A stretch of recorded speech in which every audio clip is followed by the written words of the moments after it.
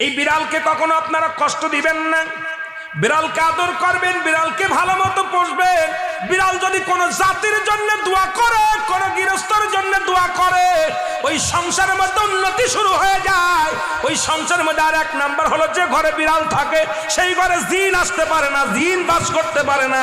আর একটা ঘোষণা শুনেন, নবীজি বলে গেছেন, যে ঘরের মধ্যে বিড়াল ছানা বাস করে ওই ঘরের মধ্যে জিন জাতি প্রবেশ করতে পারে না। তাহলে ছোট ছোট মাসুম বাচ্চাগুলো যে ঘরের মধ্যে থাকে, মুসলমান অনেক সময় জিনের আশ্রয় পড়ে যায়, অনেক সময় জিনে আসর করে, ওই ঘরের মধ্যে জিনে আসর করে।